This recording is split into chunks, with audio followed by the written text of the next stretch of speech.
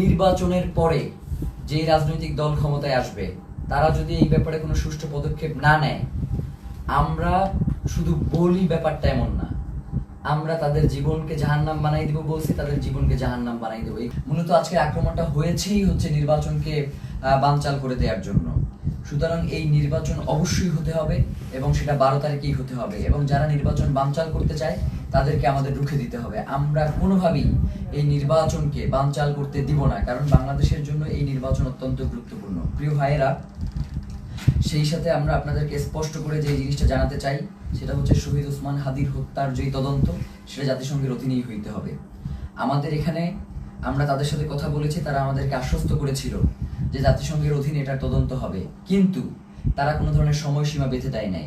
তারা ইতিপূর্বেও আমাদেরকে আশ্বস্ত করেছিল তারা ক্ষমতায় থাকা অবস্থাতেই শহীদ ওসমান হাদির হত্যার বিচার করবে, কিন্তু তারা সেই বিচার করতে পারে নাই।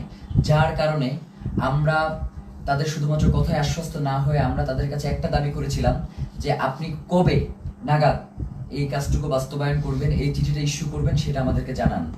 এখন রাষ্ট্রের কাছে যদি আমাদের এতটুকু দাবি জানানোর অধিকার না থাকে, তাহলে তো বাংলাদেশ বলে কোনো রাষ্ট্র এই মুহূর্তে সাস্টেইন করবার কথা না। এখন তো এই রাষ্ট্র তাহলে অন্য দেশের প্রক্সি দিচ্ছে এই রাষ্ট্র কোনো না কোনো ভাবে। তো প্রিয় ভাইয়েরা, আপনাদেরকে স্পষ্ট করে বলি, শহীদ ওসমান হাদির হত্যার তদন্ত জাতিসংঘের অধীনেই হইতে হবে এবং 8 তারিখে অবশ্যই এই অন্তর্বর্তীকালীন সরকারকে জাতিসংঘের কাছে চিঠি প্রেরণ করতে হবে।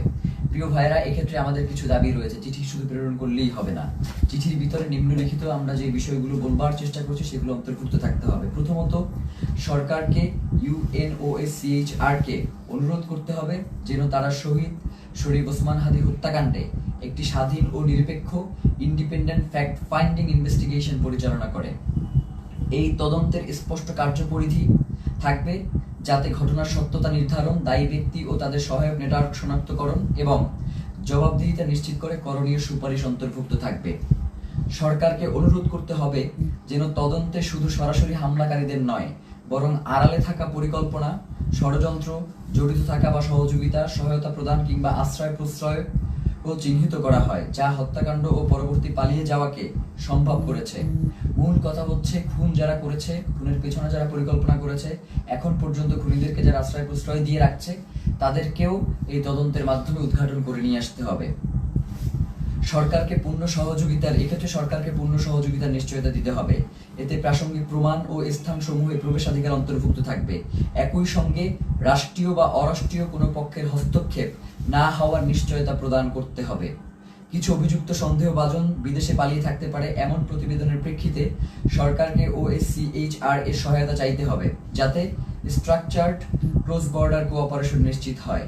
এর মধ্যে লিগ্যাল অ্যাসিস্ট্যান্স ও ইনফরমেশন শেয়ারিং অন্তর্ভুক্ত থাকবে, যাতে দায়ীরা জবাবদিহিতা এড়িয়ে যেতে না পারে।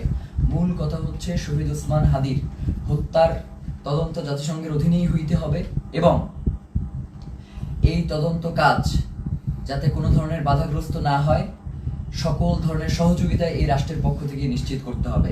এর বাইরে আমাদের কাছে কোনো সেকেন্ড অপশন নাই। আজকে আমাদেরকে গুলি করেছেন, কালকে প্রয়োজনে আমাদেরকে মেরে ফেলেন, কিন্তু শহীদ ওসমান হাদির হত্যার বিচার এই বাংলার জমিনে হইতেই হবে। এর বাইরে কোনো সরকারের সেকেন্ড কোনো অপশন নেওয়ার কোনো সুযোগ নাই।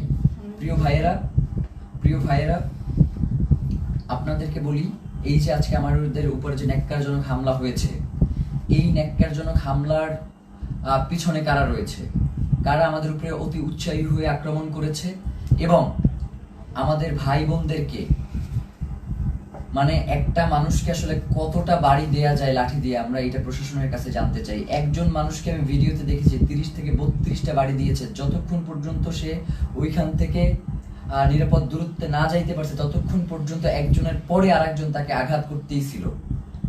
ব্যাপার যেটা ঘটতেছে সেটা হচ্ছে, আমাদের কাছে মনে হচ্ছে যে এই প্রশাসন এখন আর অন্তর্বর্তীকালীন সরকারের কথায় চলে না। এই প্রশাসনকে কেউ নিয়ন্ত্রণ করছে। সেই নিয়ন্ত্রক কারা সেটা বাংলাদেশের জনগণের কাছে সরকারকে জানাতে হবে, নয়তো এই সরকারের অবশ্যই দায় থেকে যাবে যে কারা জুলাই জনতার উপরে এই আক্রমণটা করলো। তারা শহীদ ওসমান হাদিকে হত্যা করতে পারে নাই।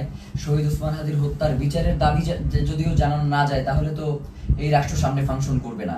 এবং আমরা ইতিমধ্যেই দেখতে পেয়েছি যে রাজনৈতিক দলগুলো থেকে এই আক্রমণের ঘটনার ব্যাপারে প্রচন্ড উল্লাস প্রকাশ করা হচ্ছে। আপনারা দেখেছেন আমরা আপনাদেরকে স্পষ্ট করে জানাই, এই 12 তারিখ ভোটের মধ্য দিয়ে তাদেরকে আপনাদের একটা স্পষ্ট বার্তা জানান দেওয়ার সুযোগ রয়েছে।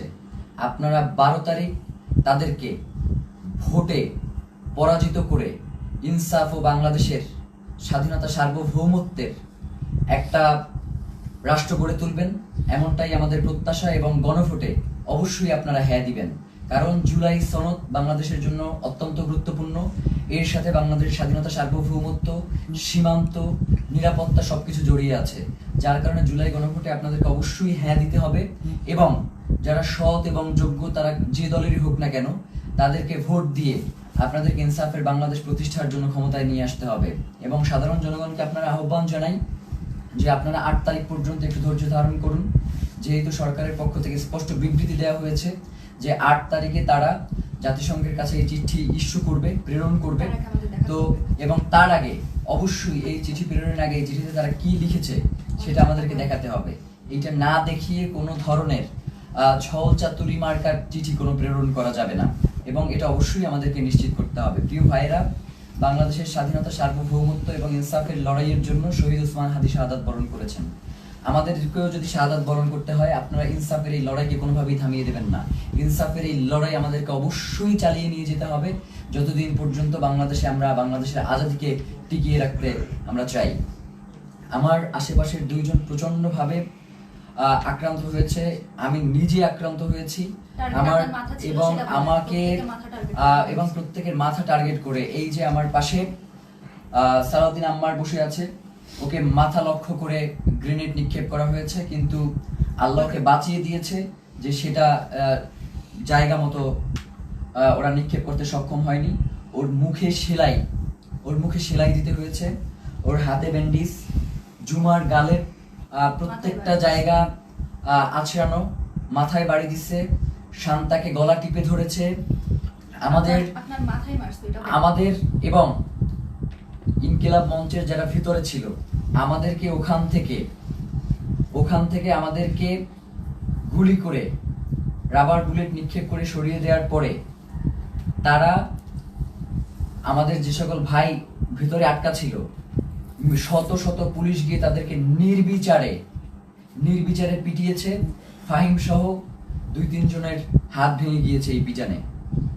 আমরা আমাদের আরেকজন কর্মী যার অবস্থা খুবই সংকটাপন্ন ছিল, যাকে অক্সিজেন দিয়ে তারপর হসপিটালে নিয়ে আসতে হয়েছে এবং তাকে প্রচন্ডভাবে মাথায়, হাতে, কোমরে সব জায়গায় এত পেটানো হয়েছে যে সে এখন ট্রমাটাইজড। আমরা জানাতে চাই, এই সরকারকে বলতে চাই, আপনি অতি দ্রুত কারা এই আক্রমণ করেছে তাদেরকে চিহ্নিত করে বিচারের মুখোমুখি করেন, নয়তো যে কোনো পরিস্থিতির জন্য আপনাকে অবশ্যই দায়ী থাকতে হবে।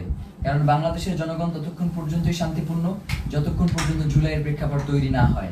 আপনারা কিন্তু খুব তাড়াতাড়ি একটা জুলাইয়ের প্রেক্ষাপট তৈরি করে ফেলতেছেন। এখন যদি আপনারা এটাকে কন্ট্রোল করতে না পারেন তাহলে বাংলাদেশের স্বাধীনতা সার্বভৌমত্ব কিন্তু টিকবে না।